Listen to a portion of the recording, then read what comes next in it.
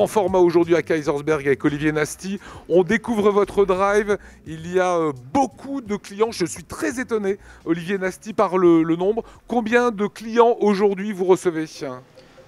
Aujourd'hui, il va y avoir 178, quoi, je crois, prévu. Voilà, c'était une excellente idée de faire le drive. On peut dire que vous êtes reparti, vous êtes de nouveau au boulot? Oui, on est non seulement au travail et puis on a de nouveau la dynamique qu'on attend dans une entreprise quand on remet tout le monde, quand on reprend le chemin du travail.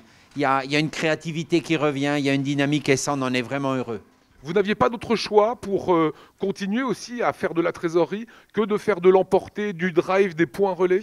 Dire qu'on n'avait pas d'autre choix serait un grand mot, mais par contre, dire que j'avais envie de me réadresser à ma clientèle, aussi dire à mes équipes que, puisque j'ai eu beaucoup d'appels d'entre eux, que non, je vais me battre pour essayer de garder leur emploi, et puis pour moi aussi personnellement, parce que je doutais beaucoup de l'avenir de ma maison, je ne savais pas, j'avais pas de vision de réouverture. Voilà, un petit peu tout ça combiné fait que ma décision a été de reprendre le chemin du travail. Vous avez fait aussi d'autres choses assez étonnantes, vous êtes allé cuisiner chez les gens. Alors on a décidé de faire le chambar chez vous. Ça veut dire qu'on déménage le nappage, les verres, les couverts, la verrerie, les assiettes, un cuisinier, un maître d'hôtel et on vient chez vous essayer de vous faire vivre l'expérience qu'on peut vivre à la grande table du chambar.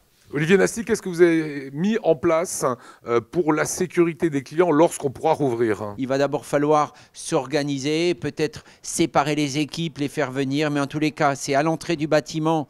On ne laisse pas rentrer les fournisseurs, sauf s'ils sont gantés, masqués. On a mis un relevé de température en place, une désinfection systématique et on va avoir des bornes qui vont arriver tout prochainement automatisées pour ça. À vrai dire, je pense que c'est à moi de montrer l'exemple à mes équipes et en montrant l'exemple à nos équipes vont montrer à notre clientèle qu'ils peuvent s'adresser à nous en toute sécurité. Combien de personnes habituellement travaillent au chambar et aujourd'hui, combien vous êtes?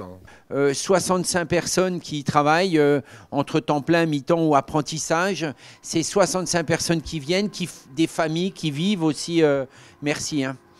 Des familles qui vivent de tout ça, une économie circulaire et aujourd'hui, la majorité de ces 10 personnes sont quasiment sur du temps plein. Donc voilà, et puis tout ce que j'ai fait jusqu'à maintenant, c'est m'adresser qu'à des producteurs d'un rayonnement de 30 km. Ça a été mon engagement. Donc rayonnement de 30 km, en même temps, je fais vivre une petite économie locale. Voilà, mes équipes, une économie locale. Le soutien qu'on apportera à ma maison fera que demain, on pérennisera des emplois dans ma maison, dans mon entreprise, fera que j'essayerai de ne pas licencier, voire je ne licencierai pas, et puis donnera du travail aussi à des petits producteurs. Et toute cette économie, je pense que ça, c'est la vraie chose pour demain. Mais on a quand même à l'esprit le licenciement, c'est ça qui est dramatique dans cette crise.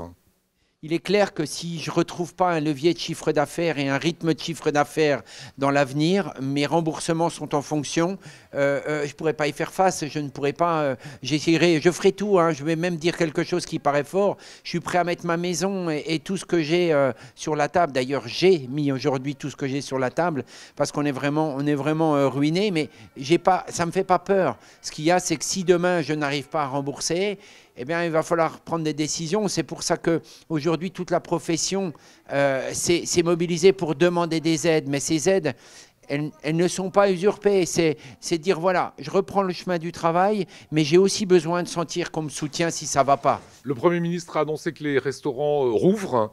Est-ce que vous êtes prêt? Sincèrement, je ne suis pas prêt. Je ne rouvrirai pas dans 3 jours. C'est juste impossible d'imaginer, de dire...